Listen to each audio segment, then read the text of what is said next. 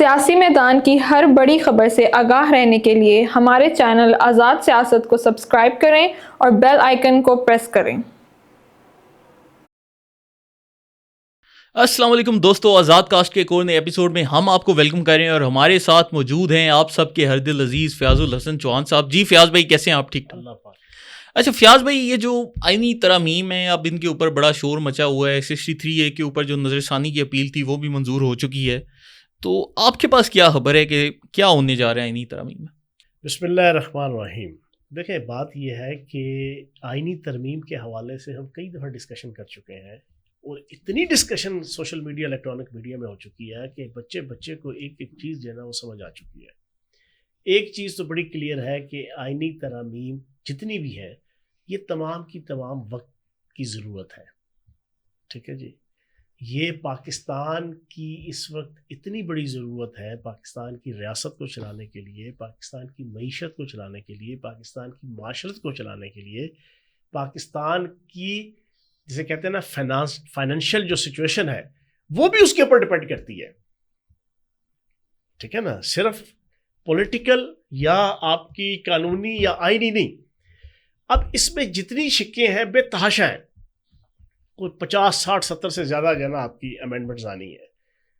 اب اس کے اوپر پیپلز پارٹی، نون لیگ، مولانا فضل الرحمان صاحب، MQM، تمام بڑی جماعتیں وہ تیار ہیں۔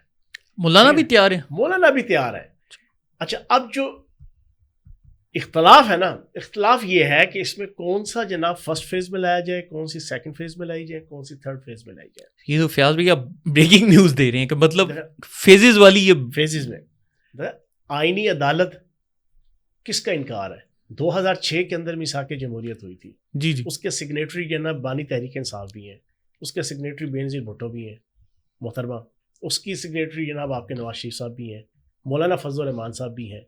اس کے اندر جو سب سے مشہور اور معروف جو چند آرٹیکلز تھے، اس کے شکیں تھیں جناب میثاق جمہوریت کی، اس میں ایک تھی آئینی عدالت۔ پاکستان میں پچھلی کئی دہائیوں سے سپریم کورٹ ایک ٹول بن چکا ہے حکومتیں بنانے اور گرانے کا۔ سپریم کورٹ ایک ٹول بن چکی ہے پاکستان کے اندر ریاستی سطح کے معاملات جو حکومتی ہوتے ہیں، سیاست کے ہوتے ہیں، ان کو ڈیل کرنے کے، اس کو اوپر نیچے کرنے کے۔ اب اس پہ کیا ہوتا ہے؟ اس وقت تقریباً 60,000 سے زیادہ کیسز ہیں جو پچھلے کئی سالوں سے، کوئی 20، کوئی 30، کوئی 25، کوئی 50، کوئی 40 سال سے پینڈنگ ہے سپریم کورٹ میں۔ لوگوں کی عزت، جان، مال سے متعلقہ ایشوز ہیں جو ہائی کورٹ سے طے ہو کے پہنچے ہوئے ہیں سپریم کورٹ میں، ان کے فیصلے نہیں ہوتے۔ کسی کو 40 سال ہو گئے، کسی کو 20 سال ہو گئے، کسی کو 15 سال ہو گئے۔ لوگوں کی زندگی عذاب ہے۔ یہ اس وقت بھی یہی صورتحال تھی 2006 میں۔ تو اس وقت کی جو پولیٹیکل لیڈرشپ تھی اس نے طے کیا کہ ہم نے فیوچر کے اندر جب پاکستان کو چلانا ہے تو اس میں سب سے پہلی ضرورت یہ ہے کہ ایک آئینی عدالت ہو جس کا کام یہ جتنی پولیٹیکل مارا ماری، حکومتیں بنانا، توڑنا، آئین کی تشریح کرنا، آئین کی مارا ماریاں جتنی کچھ ہیں وہ آرام سے ڈیل کرے۔ باقی سپریم کورٹ جو ہے وہ لوگوں کو انصاف فراہم کرے، جو اس کا اصل کام ہے۔ دنیا کی ہر جو ہوتی ہے نا سپریم کورٹ یا سب سے بڑی عدالت، چاہے وہ تھرڈ ورلڈ ہو، چاہے وہ ترقی پذیر ممالک ہوں، چاہے وہ ترقی یافتہ ممالک ہوں، اس کا الٹیمیٹ آبجیکٹو اور الٹیمیٹ رسپانسبلٹی وہ عام پبلک کو انصاف کی فراہمی ہے۔ جب عام پبلک کو انصاف کی فراہمی وہ ہائر کورٹ نہیں دے رہی تو پھر اس کا کیا چال ڈالنا ہے؟ تو کہنے کا مقصد یہ ہے کہ اب یہ اس کے اوپر سارے متفق ہے کہ یہ ہونا چاہیے، بالکل۔ پھر ججوں کی تعیناتی، اس کا پروسیس کیا ہونا چاہیے؟ پہلے ایگزیکٹو کے ہاتھ میں تھی، تب صورتحال بگڑی، پھر جوڈیشری کے ہاتھ میں آ گئی، وہ حالت بگڑی ہوئی۔ اس کا کوئی میکانزم طے کرو کہ اس میں پارلیمنٹ کا کیا کردار ہوگا، اس میں جوڈیشری کا کس حد تک کردار ہوگا، اس میں سینٹ کا اور پارلیمنٹ کے جو 2 حصے بنتے ہیں، قومی اسمبلی اور سینٹ، ان کے نمائندوں کا کیا کیا رول پلے ہوگا، جیسا باقی جمہوری ملکوں کے اندر اور پارلیمانی ممالک کے اندر سسٹم میں اندر ہوتا ہے۔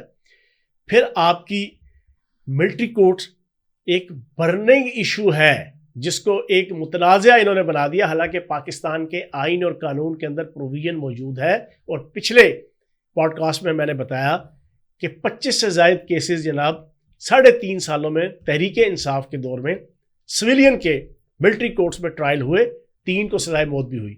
اس کے حوالے سے بھی ایک ونس فار آل کوئی چیزیں طے کرنی ہے. کیوں کہ 9 مئی اگر کوئی سمجھتا ہے نا کہ اس کو بائی پاس کر کے پاکستان آگے چلا جائے گا, تو میرے کاغذوں میں وہ دنیا کا جاہل ترین آدمی ہے. وہ ابو جہل کی نسل کا جناب وہ نمائندہ ہو سکتا ہے, وہ پاکستانی یا وہ پاکستان کا شہری, جو یہ کہے کہ 9 مئی سے آنکھیں چرا کر یا اس کو بائی پاس کر کے جناب آگے کی طرف جایا جائے. اب 9 مئی کے رستے کی رکاوٹ آپ کا جنرل فیض حمید نیٹ ورک کے ذریعے سے عدلیہ کے جو ان کے سارے لوگ تھے, لوور جوڈیشری سے لے کے اپر جوڈیشری سے لے کے سپریم کورٹ, اس کا حل بھی جو ہے وہ تلاش کرنا ہے. اس طرح کی 20 شکیں ہیں جو فیز میں آئیں گی, فیز 1, فیز 2, فیز 3. اس میں 2 دن سے لے کے آپ کے 6 مہینے بھی لگ سکتے ہیں, لیکن یہ ساری کی ساری جو ہے بنیادی طور پہ پاکستان کو سٹریم لائن کرنے کی ہے. اب پاکستان جو SIFC کے تحت اور پاک فوج کی ڈگنیٹی کے تحت اس وقت جو سروائیو کر رہا ہے, اب یہ جتنی آپ کی چائنا نے ہیلپ کی ہے, UAE نے کی ہے, سعودی عرب نے کی ہے, کیا پاکستان کے سیاستدانوں کے سر صدقے کی ہے؟ کیا اب تحریک انصاف کی 4 سال کی حکومت میں جتنا کچھ بھی آپ کے یہ جتنے ہمارے برادر اسلامی ممالک سے لے کے دوست ممالک ہیں, انہوں نے جو کھڑے اب کندھے سے کندھا ملا کے پاکستان کے ساتھ کھڑا ہوا ہے, یہ جو 2 ارب ڈالر 4 ارب ڈالر سعودی عرب جناب آپ کو فری ادھار تیل دے رہا ہے, آپ اپنے ریزرو جو ہے نا وہ جناب آپ کے اسٹیٹ بینک آف پاکستان میں رکھ رہا ہے کہ یہ ڈیفالٹ نہ ہو, ان کی اکانومی جناب کولیپس نہ ہو, کیا یہ پاکستان کے سیاستدانوں کی؟ آپ مجھے بتائیں. یہ صرف اور صرف پاک فوج کی ڈپلومیسی, پاک فوج کی اہمیت, پاک فوج کی ضرورت. سعودی عرب کو پتا ہے کہ کل اس کے اوپر اسرائیل کے میزائل آئیں گے تو پاک فوج نے اس کے مقابلے میں کھڑا ہونا ہے. سعودی عرب کو پتا ہے کہ حرمین شریفین کے اوپر نعوذ باللہ معاذ اللہ زندگی میں کبھی وہ وقت نہ لائے, یہودی اور صہیونی اور اسرائیلی فوج نے اور میزائل نے اگر بمبوں نے رخ کرنا ہے تو پاک فوج کے جوانوں اور افسروں نے اپنے سینے تان کر اپنی ٹیکنالوجی کے ساتھ وہاں پر ان کی حفاظت کرنی ہے. تو ان سیاستدانوں کا منہ متھا دیکھ کے پاکستان کے وہ ہیلپ نہیں کرتا.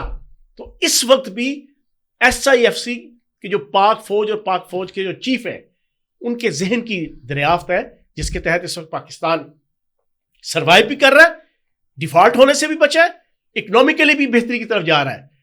اس کو دیکھ کے یہ دوست ممالک جو نا ساری کی ساری چیزیں کر رہے ہیں. تو یہ جتنی آئینی ترامیم ہے, انہوں نے پاکستان کی فائنینشل آپ کی جو سمت ہے اس کا تعین کرنا ہے. اچھا فیاض بھائی, یہ جو ہر روز ایک فتنہ فساد پھیلایا جا رہا ہے, کبھی ڈی چوک پہ, کبھی جی ادھر کبھی ادھر, آپ تو زمان پارک میں جو کچھ ہوا آپ اس کے عینی شاہد بھی رہے ہیں, تو مجھے بتائیں کہ اس سارے میں افغانیوں کا کیا رول ہے؟ مطلب وہ ٹھیک ہے ایک تو ہمارا پاکستانی سائڈ ہے, لیکن جو افغانی مہاجر ہیں اسپیشلی, ان کا کہا جاتا ہے کہ جی سوشل میڈیا پہ کہ بڑا رول ہوتا ہے اور وہ یہ فتنے فساد میں آگے ہوتے ہیں, تو آپ کیا سمجھتے ہیں؟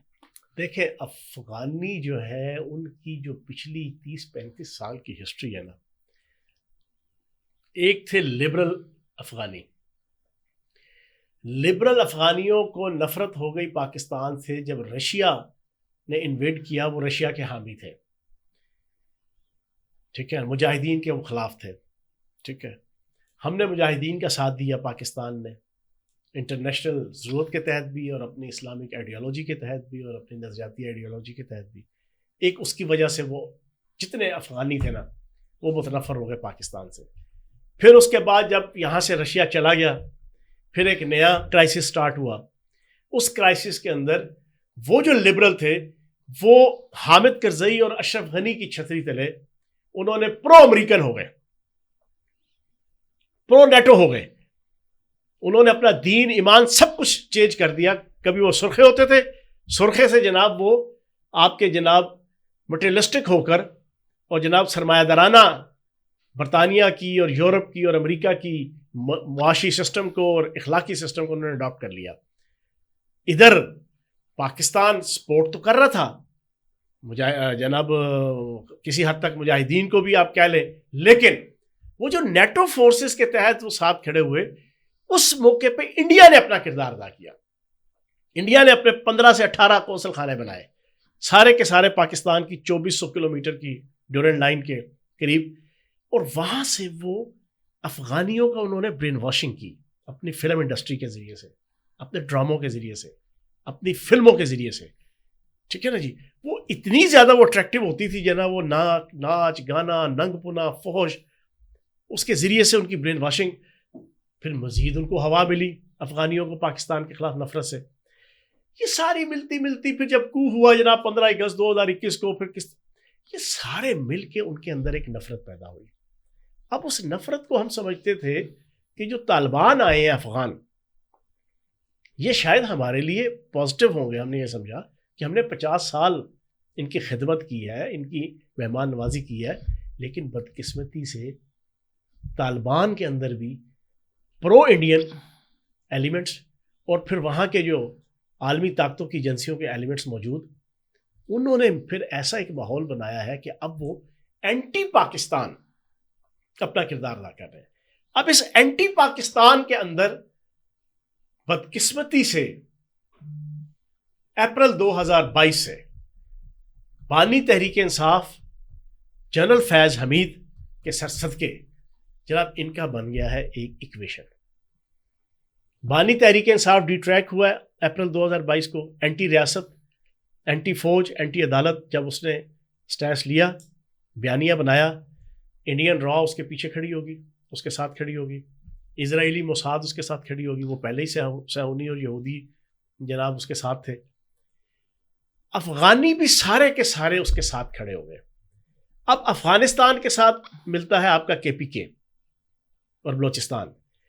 اس پورے بارڈر کے ملنے کو استعمال کرتے ہوئے وہاں سے پھر ہر قسم کی انسرجنسی، مداخلت، ملیٹنٹ مداخلت، یہ جناب پری پلانڈ پھر اپریل 2022 سے ایک اس کو ہلہ شیری دی گئی، ایکسلریٹ کیا گیا، ایگزیجوریٹ کیا گیا، اس کو بڑھاوا دیا گیا، اور اتنا بڑھاوا دیا گیا کہ دیتے دیتے اب جب وہ گرفتار ہوا بانی تحریک انصاف، آپ نے دیکھا بانی تحریک انصاف کے گرفتار ہونے کے بعد BLA کی اور منظور پشتین کی اور TTP کی اور PTM کی تحریک جناب وہ ہوا پکڑنا شروع ہو گئی. اس سے پہلے ڈیٹ تھی، جی ڈیٹ تھی نا، بالکل ایسی. 5 اگست 2023 کے بعد یکدم اس میں جان آ گئی ہے. اس کے پیچھے کہانی کیا ہے؟ اس کے پیچھے کہانی یہ ہے کہ انٹرنیشنل جتنے پلیئرز ہیں، ملک دشمن طاقتیں ہیں، عالمی طاقتیں ہیں، انہوں نے اپنے اس لارنس آف عربیہ 2 نقد کوکا کو اب بچانے کے لیے انہوں نے اب ریاست کو پریشرائز کرنا شروع کیا ہے. PTM کے ذریعے سے، منظور پشتین کے نظریے سے، BLA کے ذریعے سے، TTP کے ذریعے سے، دہشت گردی کی کارروائیوں کے ذریعے سے. تو اب یہ سارے مل کر یہ پاکستان کی ریاست کو انڈر پریشر کر رہے ہیں. اب اس پہ کردار کیا ہے علی امین گنڈا پور کا اور بانی تحریک انصاف کا؟ اس پہ فیاض بھائی ابھی آتے ہیں، بلکہ آج پاکستان کے سابق صدر عارف علوی صاحب نے بھی ٹویٹ کیا ہے جس میں مارنگ بلوچ کو سلام پیش کر رہے ہیں، اور پچھلے دنوں اتنے زیادہ لوگ شہید ہوئے بلوچستان میں، ان کے اوپر مذمت کا ٹویٹ نہیں آیا، اور یہ بندہ پاکستان کا صدر رہا ہے. تو اس کی ذہنی صلاحیت دیکھیں. آج میں آپ کو ڈاکٹر عارف علوی کی اوقات بھی بتا دیتا ہوں. جی میں نے 2008 کے مڈ میں پارٹی جوائن کی. 2008 سے لے کے 2011 تک 30 اکتوبر پارٹی کی حیثیت کی ویلیو کوئی نہیں تھی. یہ ڈاکٹر عارف علوی کے جو ڈینٹسٹ تھا اور لاکھوں روپے کی چمڑی اتارا کرتا تھا جو نا اپنے پروفیشن میں، اس کی اوقات بانی تحریک انصاف نہیں، سیف اللہ نیازی اور عامر کیانی کے سامنے ایک چپڑاسی کی تھی. ایک چپڑاسی کی تھی، میں جانتا ہوں. ایک نائب قاصد کی تھی. سیف اللہ نیازی اور عامر کیانی 2 پارٹی کے لیڈر تھے. بانی تحریک انصاف کو تو چھوڑ دو، وہ اپنی لاٹھی کے ذریعے سے نا اس کو جس طرح ہانکا کرتے تھے وہ میری آنکھوں دیکھی ہے، آنکھوں دیکھی. اس کی کوئی اوقات ہی نہیں تھی، اس کی کوئی پرسنالٹی نہیں تھی. ایک ڈاکیا، ایک چپڑاسی. اس کی ویلیو کیا ہے؟ انسان کی شخصیت کا پتہ چلتا ہے کسی ایسے برے وقت کے اندر، ریاست، خاندان یا پارٹی کی کرائسس کے اندر کہ وہ کیا پرسنالٹی اور کیا امیج رکھتا ہے. پی ٹی وی کے اوپر حملہ ہوا دھرنوں میں، اس کی آڈیو جناب انٹرسپٹ ہوئی. کیا گفتگو کر رہے تھے صاحب باتوں جی. ان کی آڈیو انٹرسپٹ ہوئی کال اور آڈیو بنی کراچی کے اندر سڑکوں کو روک کے جناب گاڑیوں کے جلانے کے حوالے سے. جی. یار تو اپنی اوقات تو دیکھ یار، تو ڈاکٹر ہے، ڈینٹسٹ ہے، معروف ڈینٹسٹ ہے، انتہائی مہنگا ترین، تو جناب ناجائز حد تک منافع خور ڈینٹسٹ ہے، تو کم از کم اپنی پرسنالٹی کیوں تو کم از کم اپنے آپ کو رکھو یار. بانی تحریک انصاف یا سیف اللہ نیازی یا عامر کیانی تمہیں جو کہہ دیں گے تم جناب ان کی ڈگڈگی کے اوپر مداری جیسا نچاتا ہے بندر کو، یہ تم اس طرح ناچتے رہتے تھے. یہ بھائی جان اس کی ٹوٹل اوقات ہے. اگر اس نے ماہرنگ بلوچ کو اپریشیٹ کیا ہے، جناب آبویسلی آپ بتا رہے ہو مجھے، میں نے دیکھا نہیں، ابھی دیکھا ابھی، تو میں کہتا ہوں ایک دفعہ نہیں، ہزار نہیں، لاکھ نہیں، کروڑ مرتبہ اس کو لعنت ہے یار کہ تو 5 سال صدر رہا ہے. ارب مرتبہ 5 سال صدر رہا ہے. جی. تو صدر پاکستان رہا ہے، تجھے ایک ایک چیز پتا ہے کہ پاکستان کی ریاست کو اس وقت کن چیلنجز کا سامنا ہے. تجھے ایک ایک چیز پتا ہے کہ پی ایل اے کے پیچھے کون ہے. تجھے ایک ایک چیز پتا ہے کہ جناب مجید بلوچ کے پیچھے کون تھا. تجھے ایک ایک چیز پتا ہے کہ وہ چاچا فلاں جو حامد میر کا چاچا بنتا تھا جناب، جس کو ماما قدیر بلوچ کے پیچھے کون تھا. تجھے ایک ایک چیز پتا ہے کہ بلوچستان کے اندر انٹرنیشنل پلیئر صرف چائنا کو اور گوادر پورٹ کو اور سی پیک کو اور سلک روڈ کو، سلک اینڈ بیلٹ روڈ کو سبوتاژ کرنے کے لیے یہ سارے کا سارا ڈرامہ محرومیوں کا رچا رہے ہیں. اگر یہ سارا کچھ جاننے کے باوجود، پاکستان کے کانسٹیٹیوشنل سب سے بڑے عہدے پہ بیٹھنے کے باوجود اگر تو یہ بیان دیتا ہے تو کروڑ مرتبہ لعنت ہے تیرے پہ، تیرے پاکستانی ہونے پہ بھی، تیرے انسان ہونے پہ بھی، میری طرف سے بھی. اچھا فیاض بھائی، اب ایک انٹرنیشنل ڈیولپمنٹ ہوئی ہے، ایران نے اسرائیل کے اوپر میزائل پھینکے اور اب کہا جا رہا ہے کہ اسرائیل کی طرف سے ریٹیلیٹ کیا جا رہا ہے. یہ اب جو پورا معاملہ ہے، تھوڑا سا آپ سے انٹرنیشنل ویو بھی جانیں کہ آپ کو کیا لگتا ہے یہ کدھر جا رہی ہے صورتحال؟ یار میں نا پچھلے کچھ دنوں سے فرحان بھائی تو ریسرچ کر رہا تھا کہ یار یہ جتنا بحیرہ احمر، خلیج فارس، میڈیٹرینین سی جس کے اوپر یہ سارے موجود ہیں، یہ ترکی، شام، لبنان، فلسطین، اسرائیل، لیبیا، مصر، پھر جناب آپ کا بحیرہ احمر، نہر سویز، خلیج فارس، یا ٹوٹل پوری دنیا کے اندر جتنا کت خانہ اور کتا چیکی جانا مچی ہوئی ہے نا عالمی طاقتوں کی سرپرستی میں، total oil, gas, uranium, lithium, وسائل کی جنگ ہے، معدنیات کی جنگ ہے. ہر ملک جو ترقی یافتہ ہے وہ اپنے فیوچر کو سیو کرنے کے لیے، کیونکہ ہر ایک کے پاس لمیٹڈ سورسز ہیں اپنے آئل کے، گیس کے، زراعت، صنعت، تجارت کے ایشو، روٹس کے ایشو، سب سے بڑا تو روٹس کے ایشو ہے. میں دیکھ رہا تھا وہ باب المندیب اسٹریٹ ہے ایک، جی جی ٹھیک ہے جی، وہ یمن کے اوپر ہے، جی وہاں پر حوثیوں کا جناب اس وقت کنٹرول ہے. کنٹرول. حوثیوں نے مت ماری ہوئی ہے پچھلے سال اکتوبر سے، جب سے جناب غزہ کا کرائسس سٹارٹ ہوا ہے. وہ ہر چوتھے دن جناب ان کا ایک شپمنٹ جو نا اس کو تباہ کر دیتے ہیں جس پہ اسرائیل کا جھنڈا لگاؤ یا جو یورپ اور اسرائیل کی طرف سے آ رہا ہو. یہ وہ روٹ ہے خلیج فارس، کویت، سعودی عرب، یو اے ای، ادھر سے یہ نکلتا ہے، نکل کے عمان، یمن سے ہوتے ہوئے یہ بحیرہ احمر جناب سے ہوتے ہوئے سعودی عرب کی اس مغربی حصے سے، مشرقی حصے سے خلیج فارس، مغربی حصے سے ہوتے ہوئے نہر سویز سے ہوتے ہوئے میڈیٹرینین جناب آپ کی سی پہ چلا جاتا ہے. وہاں سے پھر پورا یورپ، پھر امریکہ، یہ جتنا آئل اور گیس کی شپمنٹ ہے اور تجارت ہے ساری کی ساری اس روٹ سے ہوتی ہے. اب اس روٹ کے اوپر انی مچائی ہوئی ہے عالمی طاقتوں نے اپنے مفاد کے تحت. اس میں سے اسرائیل کا، ایران کا، لبنان کا ایک اپنا جھگڑا بھی ہے.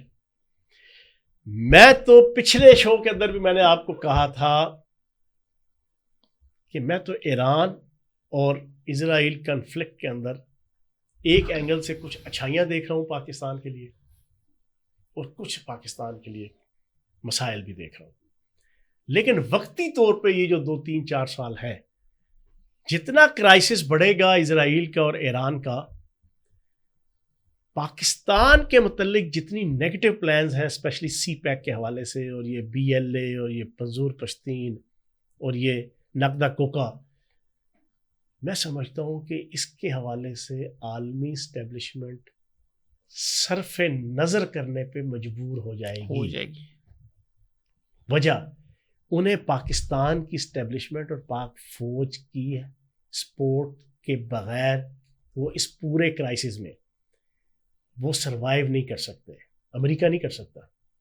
امریکہ کے لیے اس خطے کے اندر اگر اس نے پراپر باعزت طریقے سے سروائیو کرنا ہے تو اس میں پاکستان کی سپورٹ کے بغیر نہیں کر سکتا. اور پاکستان کے اندر سب سے مضبوط ادارہ اور اس پوری کرائسس کے اندر کردار ہی پاک فوج کا ہے. میں سمجھتا ہوں کہ یہ جتنا ایشو آگے کی طرف بڑھے گا، پاکستان کے لیے کچھ بہتری اس میں سے نکلے گی. شارٹ ٹرم تو نکلے گی، لانگ ٹرم ڈیپینڈ کرتا ہے کہ حالات کیا بنیں گے. میں یہ دیکھ رہا ہوں، ایک منٹ، میں یہ دیکھ رہا ہوں اسرائیل نے حملہ کرنا ہے اب 2 جگہوں پہ.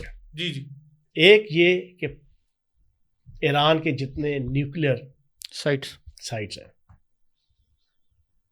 جتنے ایٹمی پاور پلانٹس ہیں، اس پہ وہ حملہ کرے گا. دوسرا وہ جتنے اس کی تیل کے جو ذخائر کے آئل پلیسز ہیں، اس نے اس پہ حملہ کرنا ہے. یہ جو ہم نے ابھی تک جو انویسٹیگیشن اور جو ہم نے انفارمیشن لی، ایک چیز آپ سن لیں کہ ایران ایٹمی پاور بن چکا ہے. یہ بات میری سن لیں، کوئی شاکنگ نہیں ہے، کوئی بریکنگ نہیں ہے، لیکن کوئی اس انداز سے بتاتا بھی نہیں ہے. اور یہ آج سے 5 سال پہلے بن چکا ہے. بالکل صحیح. ایران ایٹمی طاقت 5 سال پہلے بن چکا ہے. اب اسرائیل اس پورے کنفلکٹ کا فائدہ اٹھاتے ہوئے کوشش کرے گا، اور امریکہ کوشش کرے گا، اور عالمی طاقتیں کوشش کریں گی، اور یورپ اور مغرب کوشش کرے گا کہ وہ اس کو ڈی نیوکلیئرائز جنگ کے ذریعے سے کر دیں. اب اللہ پاک خیر کرے اس پورے اس میں. دیکھیں، ایران ہمارا کوئی سجن نہیں ہے. نظریات کو ایک سائڈ پہ رکھ دیں، مذہب کو ایک سائڈ پہ رکھ دیں، اسلام کو ایک سائڈ پہ رکھ دیں. اس وقت جو انٹرنیشنل پالیٹکس میں اس نے ہمیشہ سپورٹ کیا ہے انڈیا کو. انڈیا نے ہمیشہ سپورٹ کیا ہے ایران کو. ایران کوئی پاکستان کا نہ دشمن ہے نہ دوست ہے. نہ دشمن ہے نہ دوست. اس کرائسس کے اندر میری ذاتی یہ رائے ہے، اور being a in official politician, ایک آفیشیل پولیٹیشین ہوتا، میں کسی عہدے پہ ہوتا تو شاید میں رائے یہ نہ دیتا، لیکن ایک ان آفیشیل پولیٹیشین کی حیثیت سے کہ جتنے معاملات خراب ہوں گے اسرائیل کے اور ایران کے، اس میں پاکستان کے حوالے سے چیزیں خیر کی نکلیں گی. ٹھیک. تو یہ پاکستان کا ذرا تھوڑا سا رول ڈیفائن کر دیں کہ کیا ہمارا رول ریجنل اسٹیبلٹی کے لحاظ سے ہوگا یا ہم شاید امریکہ کو سپورٹ کریں گے؟ یہ تھوڑا سا کلیئر کر دیں. دیکھیں، ہمیں اس میں نیوٹرل رہنا چاہیے. ٹھیک. تماشا دیکھنا چاہیے. ہم بھی تو تماشا دیکھیں نا. ہمیں تماشا بنایا ہوا ہے. ہمیں پچھلی کئی دہائیوں سے عالمی طاقتوں نے تماشا بنایا ہوا ہے. ہم نے وار اینڈ ٹیرر پہ $150 ارب کی قربانی دی، اور حاصل وصول اس سے آدھا بھی نہیں ہے. ہم نے تقریباً 1 لاکھ سے 1.25 لاکھ جانوں کی قربانی دی. اس میں پاک فوج کے ہیرے، اس میں پاکستان کی سیکورٹی فورسز، پولیس، انتظامیہ، عام پبلک، ہر مذہب کے جناب عبادت گاہیں، بازار، ہر قسم کی جگہ. ہم نے اپنے ملک کی جسے کہتے ہیں نا کہ سیاحت کو تباہ و برباد کیا، اپنے ملک کی اہمیت اور ضرورت کو تباہ و برباد کیا انٹرنیشنل لیول پہ، لیکن ہمیں کچھ نہیں ملا. اس پورے کرائسس میں ہمیں کسی کے حق میں یا کسی کی مخالفت میں اتنا ایکٹیو رول پلے نہیں کرنا چاہیے. میری ذاتی رائے ایکٹیو رول نہیں پلے کرنا چاہیے. ٹھیک ہے، ہمیں دیکھنا چاہیے کہ ہمارے ساتھ کون ہے. آج میں ایک بریکنگ دے دوں, آپ مجھ سے پوچھیں کہ کیا پاکستان کو امریکہ کے ساتھ دوستی رکھنی چاہیے کہ نہیں رکھنی چاہیے. جی جی, بڑا آپ میرے منہ سے پوری پاکستان کی عوام بھی سنتی ہے, میں کھلا کے امریکن CIA کے حوالے سے, امریکہ کے کردار کے حوالے سے بات کرتا ہوں. لیکن ایک ریئلسٹک اپروچ کے تحت, ایک اسٹیٹسمین شپ کے تحت میں آپ کو بتاؤں جو پاکستان کی گراؤنڈ ریئلٹیز ہے, ہمیں امریکہ سے دوستی رکھنی چاہیے, ہمیں امریکہ سے دشمنی نہیں رکھنی چاہیے. لیکن اس دوستی کے ساتھ اپنے تجارتی اور مالی, فائنینشل, اکنامیکل جو انٹرسٹ ہیں ان کو بھی اتنا ڈیولپ کرنا چاہیے ساتھ کہ ہم آہستہ آہستہ اپنے پاؤں پہ کھڑے ہو جائیں اکنامیکلی.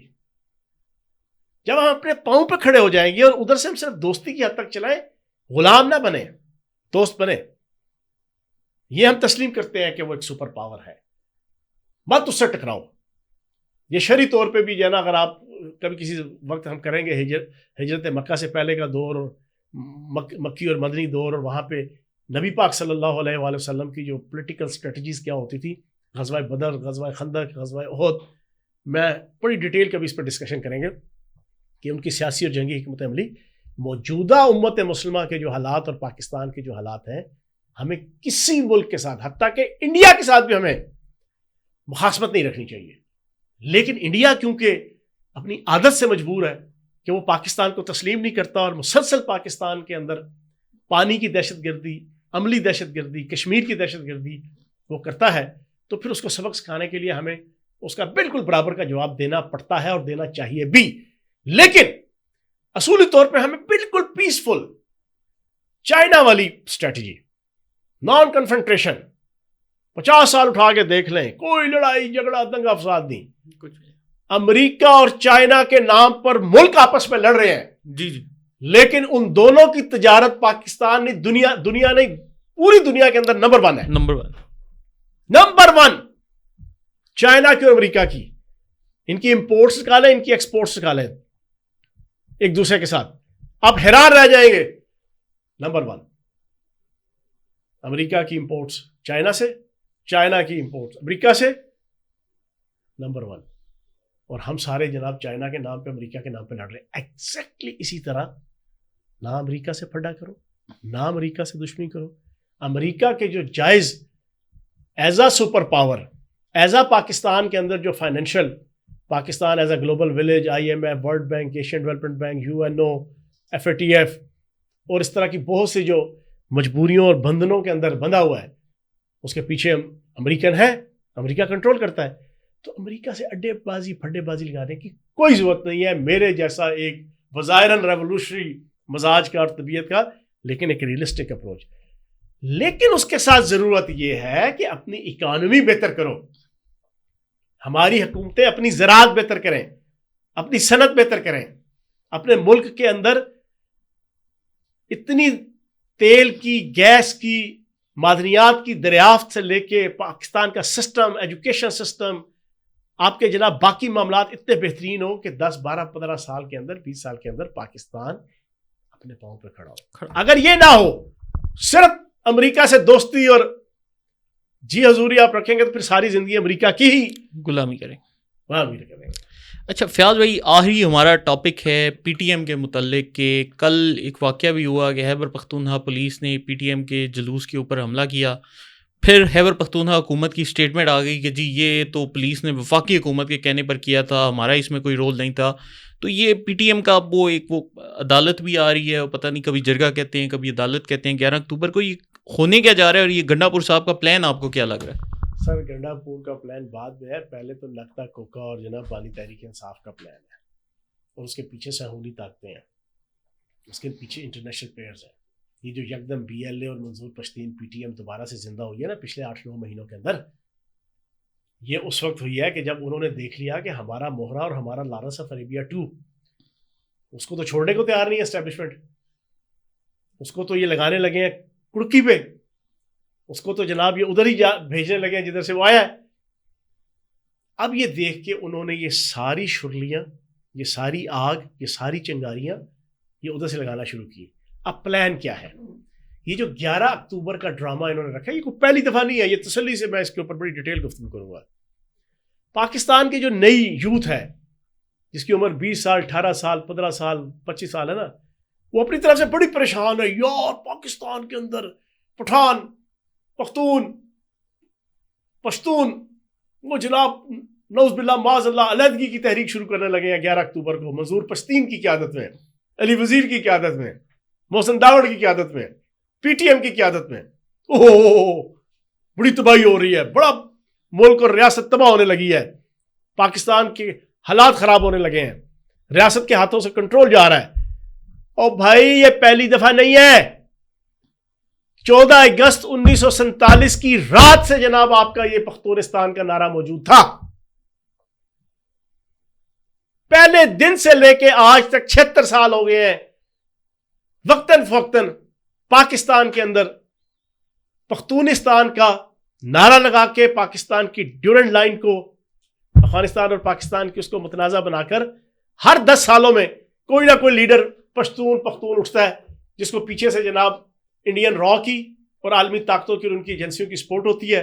وہ آ کے کہتا ہے جناب پختونستان دریائے اٹک سے ادھر، ڈیورنڈ لائن سے ادھر، افغان اور پٹھان ایک، ہمیں علیحدہ ملک چاہیے. 76 سال سے ہو رہا ہے. باچا خان یہاں سے چلے گئے یہی خواہش لے کر، جا کے کندھار میں دفن ہوئے، پاکستان میں بھی دفن ہونا پسند نہیں کیا. اسفندیار ولی کے دادا ابو اور ایمل ولی کے پردادا ابو، ٹھیک ہے نا جی. ولی خان اپنی پوری زندگی لگا گیا، ان کو نہیں ملا. اسفندیار ولی نے پوری کوشش کر لی، ٹھیک ہے جی. اجمل خٹک ہوتا تھا ایک لیڈر، اس نے کر لی، اور کئی آئے. یہ ڈرامہ بھی ہو جائے گا، کر لو. آپ کا کیا خیال ہے؟ اتنا آسان ہے. صوبوں کو، ملکوں کو، علاقوں کو. کشمیر جناب 76 سال ہو گیا مقبوضہ کشمیر کے اندر، قربانیاں دے دے دے دے دے دے کے تھک گئے، خون بہا بہا کے کشمیری تھک گئے. کیا وہ علیحدہ ہو گئے؟ منی پور، آسام، ناگالینڈ، انڈیا کے اندر 26 علیحدگی کی تحریکیں ہیں، اور وہ علیحدگی کی تحریکیں آپ جا کے سٹڈی کریں، جینون ظلم، جبر، استحصال، خون ریزی، غنڈہ گردی، اجتماعی تباہی جناب انڈین فوج کی طرف سے. کوئی وہاں آزادی مزادی والی کہانی کوئی نہیں.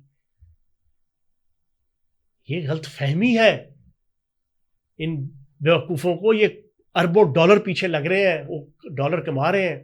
منظور پشتین سے پوچھے کہ یار جب اٹیکس ہو رہے تھے، ڈرون اٹیکس، جب وار اینڈ ٹیرر کے نام پہ 2002 سے لے کے 2008 پھر اور 2008 سے لے کے 2013 تباہی و بربادی مچی ہوئی تھی، تم اس وقت اے این پی کے جناب عہدیدار اور اے این پی کے کارکن کی حیثیت سے تم تو اس وقت جناب اپریشیٹ کر رہے تھے ان پختونوں کی ساری تباہی و بربادی اور غنڈہ گردی کو. تم تو مین سٹیک ہولڈر تھے. تم تو جناب war and terror front foot کے اوپر جناب اس وقت لڑ رہے تھے. اب تمہیں اچانک جناب پختونوں کے اوپر ظلم جناب پچھلے 4-5 سال سے جناب یاد آ گیا. یہ سارے کا سارا پیسہ ہے. اچھا اب فورن ڈالر، امریکن ڈالر. اب بانی تحریک انصاف کا کیا کردار؟ انہوں نے پری پلانڈ منظور پشتین کو لانچ کیا ہے عالمی طاقتوں کی ایجنسیوں نے، انڈین را نے اور بانی تحریک انصاف نے.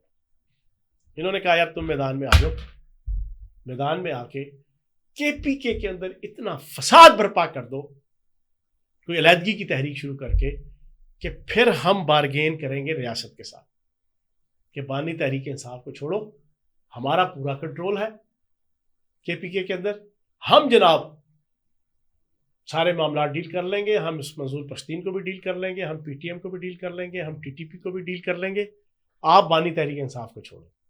یہ ڈرٹی پالیٹکس ہو رہی ہے اور ہونے جا رہی ہے. اب اس کے تحت 11 اکتوبر انہوں نے رکھ لیا. اب 11 اکتوبر رکھنے کے بعد پچھلے 2 دنوں سے کے پی کے پولیس فائرنگ کر کے، آنسو گیس کے شیل چلا کر جمرود کے اندر، ضلع خیبر کے اندر پختون جرگہ، پختون عدالت کی اس جائے ولادت اور جائے شہادت، دونوں اس کے اوپر جناب یہ حملے کیوں کر رہی ہے؟ یہ ایک سوالیہ نشان ہے. اور اس وقت حملے کر رہی ہے جس وقت حملے کرنے سے 3 گھنٹے پہلے 4 گھنٹے بزور پشتین وزیر اعلیٰ سے مل کے وزیر اعلیٰ کے پاس بیٹھ کے کیا ہے. انہوں نے پوری اسٹریٹجی بنائی آپس میں دونوں نے. اچھا اس میں ایک پہلو اور میں بتا دوں, میں نے جو اپنی عملی زندگی میں پالیٹکس میں دیکھی, کسی گروہ کو اہمیت دلانی ہو نا سیاست میں, اس کو مظلوم بناؤ. سب سے پہلے مظلوم بنانا پڑتا ہے.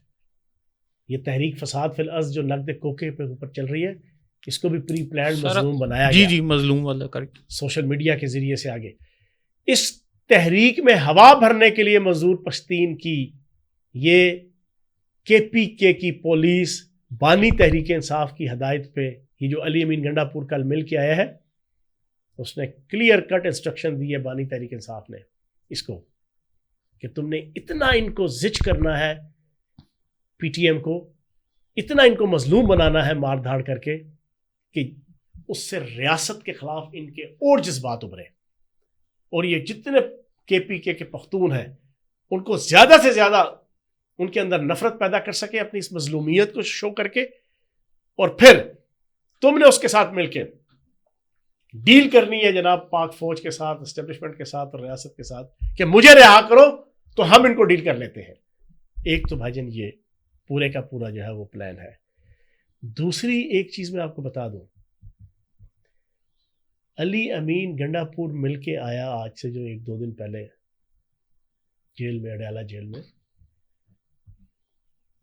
بانی تحریک انصاف نے اس کو گالی نہیں نکالی, پیچھے چھوڑا کچھ نہیں, پیچھے چھوڑا کچھ نہیں. آپ کے پاس ساری انفارمیشن ہے انٹرنل سر, گالی نہیں نکالی, پیچھے چھوڑا کچھ نہیں. اچھا بانی تحریک انصاف کے پاس یہ پیغام لے کے گیا تھا ریاست کے اداروں کا کہ جاؤ جا کے اپنے ابا جی کو بتاؤ اگر 16 اکتوبر سے پہلے کوئی پاکستان کے اندر ہلجل پسٹل پھوکا پھاکا, بچپن میں وہ گلی ڈنڈا کھیلتے تھے نا, جی تو وہ گلی کو ڈنڈا مارنے سے پہلے کہتے تھے کہ ہلجل پسٹل پھوکا پھاکا میری طرف سے, ٹھیک ہے نا. انہوں نے کہا اگر کوئی ہلجل پسٹل پھوکا پھاکا اگر 16 اکتوبر سے پہلے شنگھائی تعاون تنظیم کے اجلاس سے پہلے اس پاکستان کے اندر کی تو تمہارا وہ حشر کریں گے کہ تم یاد کرو گے. اس نے میسج دیا. بانی تحریک انصاف اس وقت اپنی فرسٹریشن کی عروج پہ ہے, عروج پہ. اس نے آگے سے الٹا علی امین گنڈا پور کو سنا دی. علی امین گنڈا پور نے رائے دی کہ بھاجن پچھلا 1 مہینہ ہماری منافقت کی کمر بھی ٹوٹ گئی ہے اور فزیکل کمر بھی ٹوٹ گئی ہے, تو ذرا ریسٹ کر لیں. اور ویسے بھی ریاست کی طرف سے یہ میسیج ہے. لیکن بانی تحریک انصاف نے کہا go to hell, I damn care, میں ادھر پھنسا بیٹھا ہوں, تمہیں جناب یہ چیزیں نہیں. ایک تو وہاں پر منظور پشتین کے ساتھ تم نے 11 اکتوبر سے پہلے اتنی ان کے اوپر ظلم جبر کروانا ہے کہ وہ زیادہ سے زیادہ زہر کی صورت میں اور آگ کی صورت میں اور نفرت کی صورت میں وہاں پر آئے. اور دوسرا تمہیں 4 اکتوبر کا ہر حال میں اسلام آباد کے اندر یہ ڈرامے بازی کرنی ہے. وہ تو بھاجن منہ لٹکا کے علی امین گنڈا پور آ گیا واپس. اور میری انفارمیشن یہ ہے کہ دوستوں کے گروپ میں بیٹھ کے اس نے بانی تحریک انصاف کے خلاف بھی بڑی کھل کھلا کے فرسٹریشن کے اندر باتیں کی ہیں کہ یار یہ پتہ نہیں ہمیں کدھر لے کے جائیں گے. یہ تو ہے پورے کی پوری پکچر. لیکن 63A کے فیصلے کے بعد جو پہلا غوری مسائل آنا ہے نا, پہلا اگلے 1-2 دن 3 دن کے اندر پہلا فیز جو امینڈمنٹ کا آنا ہے, اس کے بعد انشاءاللہ ساروں کو سکون آ جائے گا.